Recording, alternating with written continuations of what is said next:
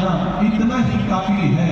حضرات مکرم، آج ہمیں اس بات کا جائزہ لینا ہے، آج ہمارا نوجوان اچھے کاموں میں لگا ہے یا برے کاموں کے اندر لگا ہوا ہے، ہم مختصر سا جائزہ لیتے ہیں۔ آپ کو شاید یہ معلوم نہیں ہوگا، آج جو اہل سنت و جماعت کی کھیتی جو لہلہا رہی ہے، اس میں ہمارے بزرگوں کی جوانی کا بڑا اہم کردار ہے۔ آپ کو معلوم ہے ابو جہل کو قتل کرنے والے حضرت معاذ اور حضرت معوذ یہ 13 اور 14 سال کے نوجوان ہی تھے۔ آپ کو معلوم ہے اندلس کو فتح کرنے والے طارق بن زیاد 20 سال کے نوجوان تھے۔ چین کو فتح کرنے والے قتیبہ بن مسلم یہ 30 سال سے بھی کم عمر کے جوان تھے۔ ہندوستان کو فتح کرنے والے محمد بن قاسم یہ 17 سال کے جوان تھے۔ حضرت سعد بن ابی وقاص جب بدر کے میدان میں آئے تو ان کے چہرے پر داڑھی کا ایک بال بھی نہیں نکلا تھا۔ ملک شام کی طرف میرے آقا نے حضرت اسامہ بن زید کو جب لشکر دے کر کے روانہ کیا تو ان کی عمر صرف 18 سال کی تھی۔ امام مالک رحمۃ اللہ تعالیٰ نے جب مدینہ منورہ کے اندر پڑھانے کے لیے بیٹھے ہیں ان کی عمر صرف 17 سال کی تھی۔ آج ہمیں بخاری شریف ملی ہے، امام بخاری کی جوانی کا صدقہ ہے۔ مسلم شریف ملی ہے، امام مسلم نے اپنی جوانی کو لگایا تب ہمیں مسلم شریف ملی ہے۔ آج غوث پاک رضی اللہ تعالیٰ عنہ کا نام لیتے وقت میں ہماری آنکھوں میں جو چمک آ جاتی ہے، آپ کو معلوم ہے 18 سال کی عمر میں اپنی جوانی کے ایام کے اندر اپنے شہر کو چھوڑ کر بغداد میں جا کر اپنی جوانی کو سرکار غوث پاک نے لگایا ہے، تب دنیا کے اندر انقلاب پیدا ہوا ہے۔ آج تفسیر کی کتابیں ہمارے بزرگوں کی جوانی کا صدقہ ہے، حدیث کی کتابیں ہمارے بزرگوں کی جوانی کا صدقہ ہے۔ پوری دنیا کے اندر اسلام کی جو روشنی نظر آ رہی ہے، یہ اسلام کی روشنی ہمیں جو ہے وہ سجا کر کے تھالی میں نہیں دی گئی ہے، ہمارے بزرگوں کی جوانی کا یہ صدقہ ہے۔ انہوں نے اپنے خون کی بوندوں سے ایک اینٹ کو سرخ کفن پہنایا ہے۔ اسلام آج پوری دنیا کے اندر پھیلتا ہوا نظر آ رہا ہے۔ حضرات مکرم، آپ اپنی جوانی کا اندازہ لگائیں، آپ کی جوانی کتنی قیمتی ہے۔ میں آپ کو بتاؤں، آج ہمارا جو دشمن ہے یہود و نصارہ اور دشمنان اسلام، وہ ہمیں برباد کرنے کے لیے معلوم ہے کیا کر رہے ہیں، ان کا ٹارگیٹ نوجوان لڑکے اور نوجوان لڑکیاں ہیں۔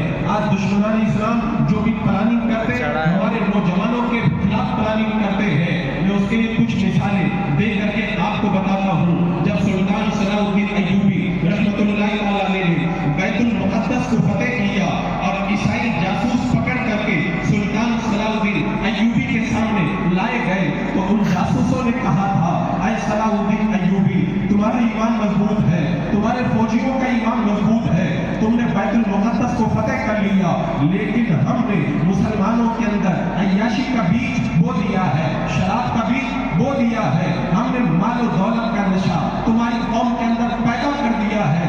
آنے والے زمانے کے اندر کسی ماں کی کوکھ سے کوئی صلاح الدین ایوبی نہیں پیدا ہوگا، کوئی نور الدین زنگی نہیں پیدا ہوگا۔ تبھی سلطان صلاح الدین ایوبی نے کہا تھا، میری نگاہیں دیکھ رہی ہے آنے والے دور کے اندر کسی علاقے کے اندر مسلمان تو ہوں گے لیکن وہاں پہ مسجدیں کم ہوں گی، عیاشی کے اڈے زیادہ ہوں گے۔ آج نگاہ اٹھا کر کے دیکھ لیں ہمارے جوانوں کا کیا حال ہے۔ 5ویں صدی کے اخیر میں عیسائیوں اور مسلمانوں کی جنگیں شروع ہوئی، 200 سال تک جنگیں چلی، 200 سال کے اندر کبھی بھی دشمن نہیں جیت پایا، ہر میدان کے اندر اللہ نے مسلمانوں کو فتح عطا فرمائی۔ 200 سال کے بعد میں صلیبی جنگوں کا ہیرو سینٹ لوئس جب مرنے لگا، مرتے وقت میں اس نے کہا تھا، ہم نے میدان کے اندر مسلمانوں کا مقابلہ کیا، ہم نہیں جیت پائے، مرتے مرتے میں تم کو نصیحت کرتا ہوں، اگر مسلمانوں کو برباد کرنا ہے تو تلوار کی ضرورت نہیں ہے، 3 کام کرو۔ پہلا کام یہ کرو، پختہ عقیدے والے مسلمانوں کو پنپنے مت دو۔ دوسرا کام یہ کرو، مسلمان بادشاہوں کو آپس میں لڑا دو۔ اور تیسرا کام یہ کرو، مسلمان جوانوں کو عیاشی میں لگا دو۔ تلوار کی ضرورت نہیں ہے، مسلمان ویسے ہی برباد ہو جائے گا۔ انہوں نے باضابطہ طور پر اس پر प्लानिंग की, काम शुरू हुआ। अभी 1 साल पहले की बात बताता हूँ, साल भर पहले की बात है। इंग्लैंड की सरजमीन में एक कॉलेज के अंदर एक प्रोफेसर अपने स्टूडेंट को पढ़ा रहा है।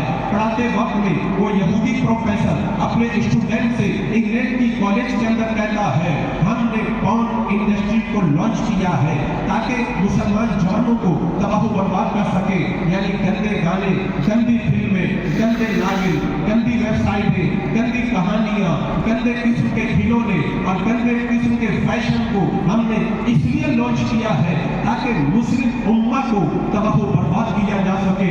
अल्लाह के मुकर्रम, मैं कहता हूँ जब प्रोग्राम खत्म हो जाए, ठंडे दिमाग से जाकर के सोचना, क्या आज उन यहूदो नसारा के एजेंडे का शिकार हम नहीं हो रहे? क्या अय्याशी और ताशी, बदनजरी और बदनिकाई, बेहयाई हमारे अंदर उनके एजेंडे के मुताबिक नहीं पैदा हो रही है? मैं चंद मिसालें देख करके आपको समझाने की कोशिश करूंगा। अल्लाह अकबर कबीरा।